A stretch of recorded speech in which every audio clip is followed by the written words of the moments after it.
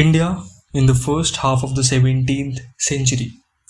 Chapter number 15, Medieval India. Page number 185. Political and administrative developments in India. The first half of the 17th century in India was, on the whole, an era of progress and growth. During the period, the Mughal Empire was ruled by two capable rulers, Jahangir and Shah Jahan, from 1628 to 1658. In southern India too, as we have seen, the states of Bijapur and Golconda were able to provide conditions for internal peace and cultural growth. The Mughal rulers consolidated the administrative systems which had developed under Akbar. They maintained the alliance with the Rajputs and tried to further broaden the political base of the empire by allying with powerful sections such as the Afghans and the Marathas. They embellished their capitals with beautiful buildings, many of them in marble, and tried to make the Mughal court the center of cultural life in the country. The Mughals played a positive role in stabilizing India's relations with neighboring Asian powers such as Iran, the Uzbeks, and the Ottoman Turks, thereby opening up greater advantageous avenues for India's foreign trade.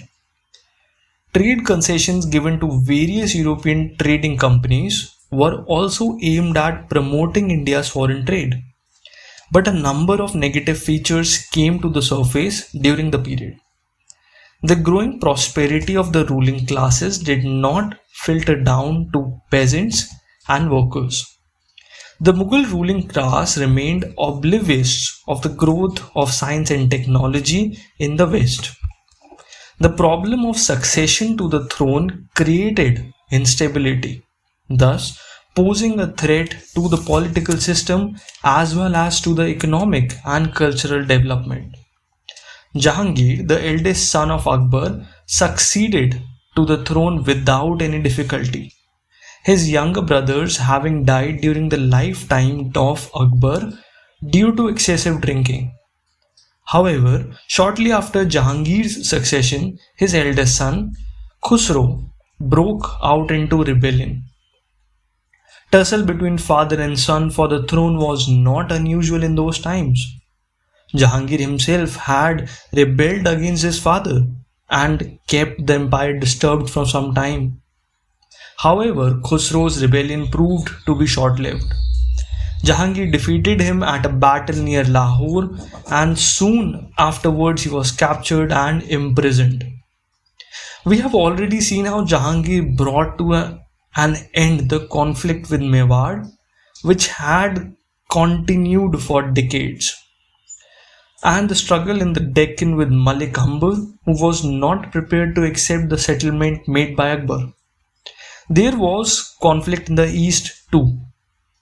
Although Akbar had broken the back of the power of the Afghans in this region, Afghan chiefs were still powerful in various parts of East Bengal. They had the support of many Hindu Rajas of the region, such as the Rajas of Jessore, Kamrup, Western Assam, Chachar, etc.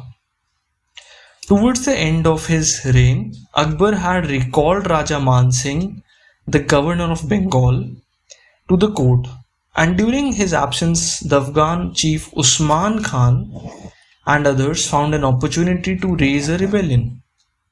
Jahangir sent back Man Singh for some time, but the situation continued to worsen.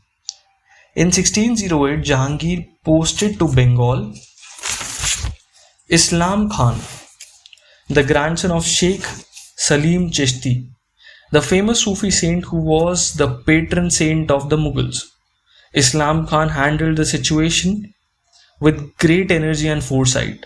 He won over many zamindars, including the Raja of Jessore, to his side and fixed his headquarters at Dhaka, which was strategically located, to deal with the rebels.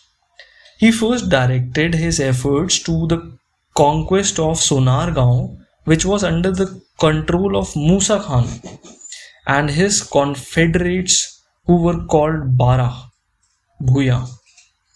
After 3 years of campaigning, Sonargaon was captured. Soon afterwards, Musa Khan surrendered and he was sent to the court as a prisoner. The turn of the turn of Usman Khan came next, and he was defeated in a fierce battle.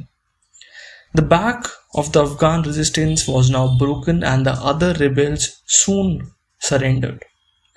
The principalities of Jessore and Kamrup were annexed. Thus, Mughal power was firmly entrenched in East Bengal. To keep the area under full control, the provincial capital was transferred from Rajmahal to Dhaka, which began to develop rapidly. Like Akbar, Jahangir realized the conquest could be lasting on the basis not of force but of securing the goodwill of people. He therefore treated the defeated Afghan chiefs and their followers with consideration and sympathy.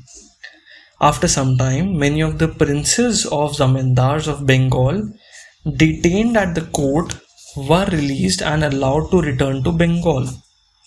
Even Musa Khan was released and his estates were restored. Thus, after a long spell, peace and prosperity returned to Bengal. To cap the process, the Afghans also now began to be inducted into the Mughal nobility. The leading Afghan noble under Jahangir was Khan-e-Jahan Lodi, who rendered distinguished service in the Deccan. By 1622, Jahangir had brought Malik Amber to heel, patched up the long drawn out tussle with Mewar, and pacified Bengal. Jahangir was still fairly young, 51, and had a long era of peace seemed to be ahead. But the situation was changed radically by two developments.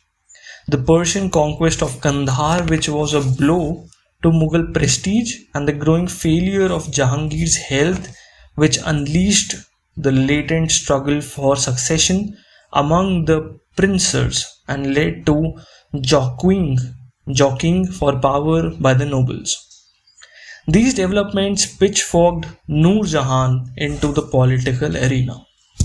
Thank you everyone for tuning in. In the next part, we'll start with Noor Jahan on page number 186, chapter number 15. Thank you. All the best for exams. Do share and subscribe the channel and keep supporting us. Thank you everyone.